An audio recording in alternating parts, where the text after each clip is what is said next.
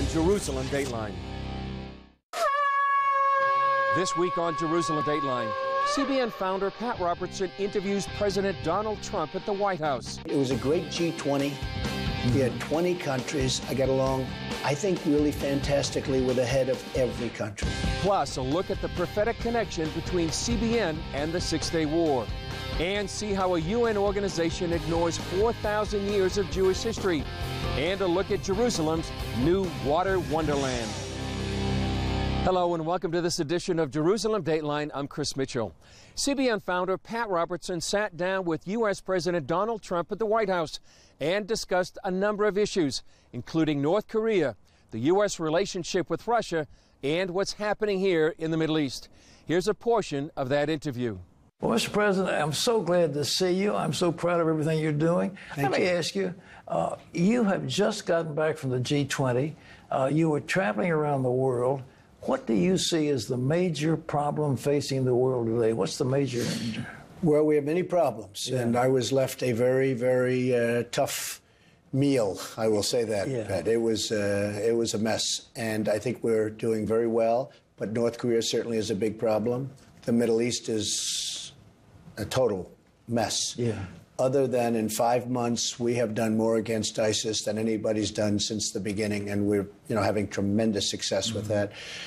But I would have to say Middle East is a tough situation, but we're getting it straightened out, and ultimately we want to start investing money back in the United States at our home. But we have to get rid of ISIS. We have to get rid of the terrorists, as you know better than anybody. And the other is North Korea. We have somebody that is... We will find out what he is. We're going to find out. And he has launched intercontinental missiles. Is there a possibility that we might want to knock some of those down on the launch pad or right after launch? Well, we wouldn't want to be speaking about anything, but we're looking at lots of different ways. We're working with other countries, including China. I think China would like to see this problem go away. It's a big problem for them. And the advantage we have is trade. We have big trade with China, and I have a very good relationship with President Xi, who I like a lot, and I think he likes me. We were just spending a lot of time together, and they are very strong with regard to, as you know, with regard to North Korea. Will they get tough with North Korea? I mean, I know that you were so close when he was there to visit Mar-a-Lago. Well, we're going to see. We're going to see. I mean, I would say that we had a good chance. They had an election where President Moon got elected to South Korea. He has a much different attitude or a much different take on how to handle the situation than his predecessor in South Korea. He's perhaps softer on the issue, but maybe not, because I like him a lot. I think he's going to be a strong person and I think he's got strong views, stronger than people would understand. So we'll see how it all works out. I think China wants to help us. We're going to find out whether or not they do. But China would, in my opinion, like to be able to help us. What's our leverage with them? Well, our leverage with China is that China makes hundreds of billions of dollars a year with us on trade, and I want to renegotiate trade deals. But I would certainly be a lot easier in a trade deal if they were going to help us with North Korea than if they weren't. So we're going to see. The relationship is very good with China. It's very good with the president of China, who's a terrific person. We will find out whether or not they want to help, and maybe they do and maybe they don't. What about that consortium of Arab nations that went against Qatar? Well, your Secretary of State was not too favorable to what was being done. How are we going to handle that one? Well, Rex is doing a terrific job, but he and I had a little bit of a difference only in terms of tone. So we went to Saudi Arabia. We had one of the great meetings ever, 54 Muslim countries. And I got up, made a speech, got nice reviews. It's almost like you making a speech. But I said, we've got to stop the funding of terrorism. Tremendous money, and they're funding terrorism. So we got to stop it. So they are working very hard on that, and I believe they're going to do it. It was one of the most incredible 2 days. As an example, Saudi Arabia put up hundreds of billions of dollars of money going into buying our planes and our military equipment and investing in our country. And I said, you have to do that, otherwise I'm not going. So they spent hundreds of billions of dollars right in front of us. I mean, they were signing, and big people from the biggest countries and companies, General Electric and all of the big companies, many of them were there getting contracts, all good work for our workers. That was one of the things. But the other thing is that, and very important to me, was the funding of terrorism has to stop. And they fund terrorism, some of those countries, many of those countries. So we had a tremendous summit, and I think things are going to work out. I think it was a very, very important and very impressive 2 days. And now, as you know, Qatar, which a lot of people call it Qatar, but Qatar is now a little bit on the outs, but I think they're being brought back in because they were known as a funder of terrorism. And we said, you can't do that. You can't do that. We have to starve the beast, right? And the beast is terrorism. So we can't have wealthy countries funding that beast. How do we handle that big military installation we've got in Qatar? What do we do with that? Well, we'll be all right. Look, if we ever had to leave, we would have 10 countries willing to build us another one, believe me. And they'll pay for it. You know, the days of us paying for things are going to be largely over. They'll start paying. You know, we go out, we build, we this, we that. But you're right. Qatar, we're going to have a good relationship with Qatar. And we're not going to have a problem with the military base. But if we ever needed another military base, you have other countries that would gladly build it, believe me. You went to the G20 and you met for the first time face to face with Vladimir Putin. And George Bush had once said he stared into his soul and came away satisfied. What do you think? Can we trust him?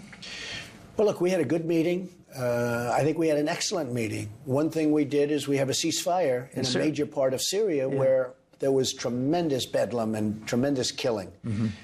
And by the way, this is now 4 days. The ceasefire is held for 4 days. Those ceasefires haven't held at all. That's because President Putin and President Trump made the deal, and it's held. Now, I don't know what's going to happen. Maybe as we're speaking, they start shooting again. But this has held, unlike all of the other ceasefires that didn't mean anything.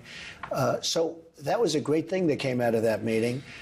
I think a lot of things came out of that meeting, but I do believe it's important to have a dialogue. And if you don't have a dialogue, it's a lot of problems for our country and for their country. I think we need dialogue. We need dialogue with everybody. Sure. Mr. President, thank you so much for being with us. It's always a joy to see you. Such a great honor. We're so proud of what you're doing. Thank you very much. Well, Pat Robertson wasn't the only evangelical leader to meet with the president. A number of faith leaders gathered in the Oval Office to pray for President Trump. Tony Perkins, Pastor John Hagee, Ralph Reed, Michelle Bachmann, and many others were also there. Johnny Moore, former senior vice president at Liberty University, posted pictures of the prayer time. But he says it was much more than just a photo op. Moore says it shows a substantive relationship between the evangelical community and this administration. He added that faith leaders are enjoying frequent access to officials throughout the Trump administration. Coming up, the connection between Israel, CBN, and the Six-Day War. Something just responded within me. I knew this had enormous significance. Well, we just saw that interview with CBN founder Pat Robertson and U.S. President Donald Trump. 50 years ago, Robertson felt something momentous happened on June 5th, 1967, when the historic Six-Day War between Israel and the Arab nations began. During that war, Israeli forces reunited Jerusalem for the first time in nearly 2,000 years. And on that same day, CBN also took a major step forward. In June of 1967, Israel found itself fighting for survival for the third time in less than 20 years. And now what's known as the Six-Day War, Israel's Arab enemies fought with one purpose, the destruction of the Jewish state. And half a world away from the besieged nation, God was raising up a friend. We dedicated the start of construction of a new phase of our building in Portsmouth, and the ceremony was over when one of our board members came and said, they've just started war in Israel. Something just responded within me. I knew this had enormous significance, that we at CBN were linked with Israel, and that this had to do with the last time. It had to do with the fulfillment of the prophecy that Jesus made when he said, Jerusalem will be trodden underfoot of the Gentiles until the times of the Gentiles be fulfilled. This was the war that liberated East Jerusalem. The peace did not last, however. In 1973, Egypt and Syria attacked again, this time on Yom Kippur, Israel's holiest day of the year. An unprepared Israel almost lost that war, and the high casualty rate left many in the country disillusioned. A 1974 CBN special brought a message of hope to a war-weary nation. It became so obvious to every one of us in this country that the threat was to the very existence of the newly born Jewish state. Here was the general, actually, under Moshe Dayan, who had captured Jerusalem.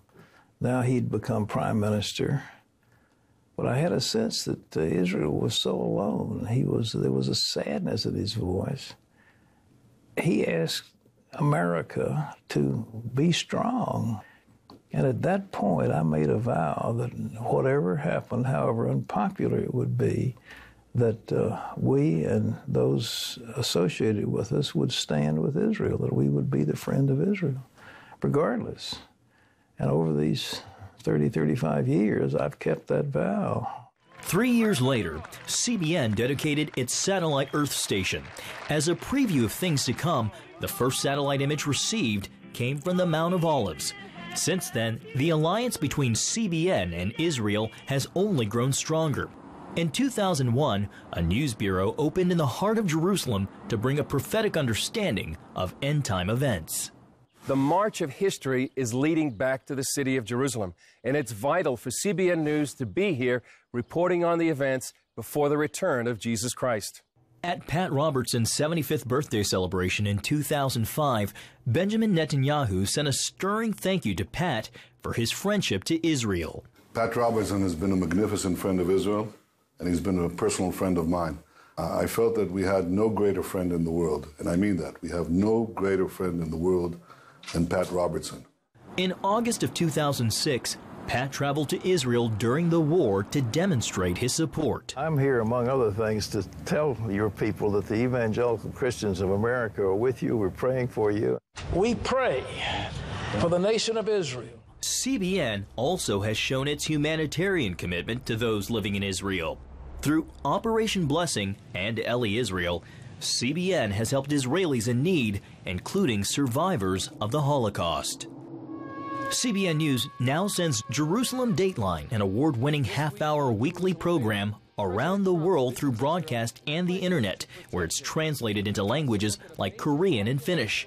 And In Our Hands, The Battle for Jerusalem is the most ambitious project of CBN's Middle East documentary team, with more specials on the way. CBN's ties to Israel remain strong and steadfast, and we will be there to report the prophetic events that herald the day of the Messiah's return. This is the land that the Lord is going to visit. He's coming back again to Israel. Up next, we visit Hebron, the site of a controversial UN vote. I think that the claims that the site is under danger are baseless. Israeli officials reacted angrily to a UNESCO vote that declared the Cave of the Patriarchs in Hebron a Palestinian site in danger. Here's a story I did from Hebron about the decision that ignores the Bible and 4,000 years of Jewish history. Israeli Prime Minister Benjamin Netanyahu read from the book of Genesis at the weekly cabinet meeting. The connection between the Jewish people and Hebron and the tomb of the patriarchs is one of purchase and of history, which may be without parallel in the history of peoples. The tomb of the patriarchs here in Hebron goes back to the book of Genesis. The Bible says that Abraham bought this field for 400 shekels and then buried his wife Sarah in the cave of the field of Machpelah. Abraham, Isaac, and Jacob and their wives were buried there more than 2,000 years before Islam was founded. Of course, this did not prevent the UNESCO World Heritage Committee last Friday from passing yet another delusional resolution which determined that the tomb of the patriarchs, the same cave of Machpelah, is a Palestinian heritage site. Following the resolution, Netanyahu said Israel would cut $1 million from its UN dues and use it instead to establish a Jewish heritage museum in Hebron. I think that the claims that the site is under danger are baseless. Yitzhak Reiter is an expert on holy places. The motivation is dual. The one is to score points for future negotiations, claiming the ownership of and sovereignty over the cave of the patriarchs and also on Hebron. And the other one is to just prevent Israelis from taking over more space in the site. King Herod built the structure over the cave 2,000 years ago. You can tell by the unique architectural style. 1,200 years later, the Muslim Mamluk conquerors modified the structure and added the minarets. They now consider it the Al-Ibrahimi Mosque. It's the mosque and surrounding Mamluk structures that Palestinians say are in danger. Under Israel's authority, Jews, Christians, Muslims, and anyone else can pray at the site.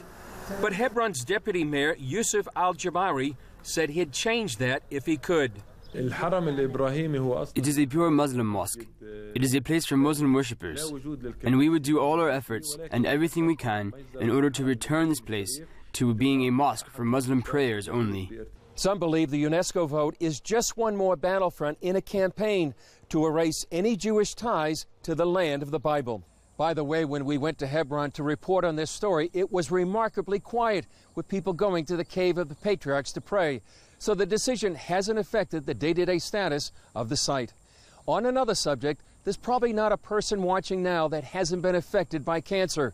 But now, as Lori Johnson tells us, a new drug is providing hope for people suffering from the dreaded disease. Scientists at Raphael Pharmaceuticals believe their new drug, CPI 613, is a breakthrough for people suffering from some of the most devastating types of cancer, such as pancreatic, lymphoma, and lung. This is a vial of CPI 613. It's administered to cancer patients intravenously in a hospital. Each infusion lasts up to 2 hours. Cancer cells have different nutritional needs than healthy cells. CPI 613 targets cancer metabolism, which is a relatively new way of treating the disease. I think at Raphael, we're really on the cusp of some very exciting times ahead in the field of oncology. CPI 613 has performed very well in clinical trials and could be on the market as soon as next year. But people who need it right now might qualify for what's called compassionate use. So we currently do not charge for compassionate use.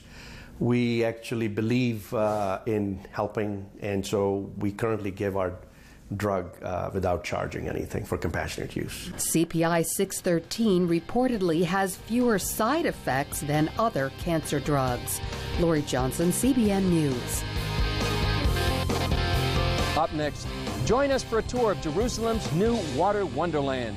Israel is known as the land of the Bible. It's also rich in archaeological treasures, and it's a place of innovation and technology. It even has a biblical zoo.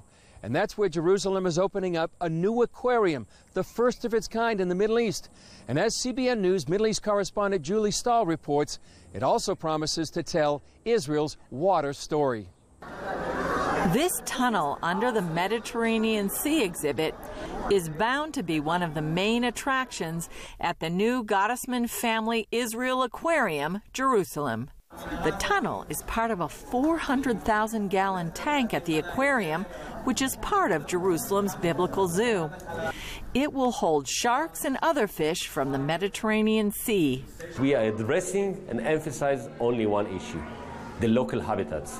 We will deal only with the Med Sea, the Mediterranean Sea, the Red Sea, a little bit of the Sea of Galilee and the Dead Sea. Biblical Zoo and Israel Aquarium CEO Shai Doron said one of the main thrusts is to raise awareness about wildlife habitat preservation in the sea. Not only to look what the sea can give us to us: fishing, desalination, gas drilling, oil, transportation, security. We need to start, as in Israelis and tourists from all over the world, to start to understand that the sea, the ocean, is an habitat. The aquarium aims to have something for everyone, like this interactive pop-up. It puts you right in the middle of the Red Sea coral reef, surrounded by clownfish. In here, wanted to address some zoom-in phenomena, like the fact that we have rays in the Med Sea. In other places, visitors have to search for the treasures. It's, again, part of, the new trend of visiting zoos and aquariums. Not everything you see immediately. It's discovering process. In a pre-opening tour, CBN News was given a behind-the-scenes look at the core of the aquarium, the Breeding, Research, and Quarantine Center. We are above the big med tank. This is the access for the aquarists, for the divers, to come and to take the daily walk. The path ends at what's called the Commitment Room. There, visitors are urged to pledge to protect sea life by promising not to drive 4x4s along the shore and not to take seashells or bring plastic bags to the beach. When we are finding a shark or a whale or sea turtles dead, we open the stomach, we see it full of plastic bags. Why plastic bags? It's not tasty, but those creatures think that those are plastic bags are jellyfish. Even though there are great aquariums around the world, Doron says this one has something special. The view of Jerusalem Hill is part of the experience. This view is unique only to Jerusalem. Julie Stahl, CBN News, the Israel Aquarium, Jerusalem. If you do come to Jerusalem, I'm sure you'll enjoy a visit to the new aquarium. When you come, you may hear a Hebrew expression, Leat Leat. Here's an explanation on our Hebrew Word Wednesday. לאט לאט. לאט לאט. לאט לאט. Slowly, slowly. לאט לאט. לאט לאט. לאט לאט. לאט לאט. Slowly, slowly, or easy, easy. That's just one example of what you can find on our Facebook page, but there's much, much more. You can follow us on Facebook, Twitter, Instagram, or YouTube. Well, that's it for this edition. Thanks for joining us. I'm Chris Mitchell. We'll see you next time on Jerusalem Dateline.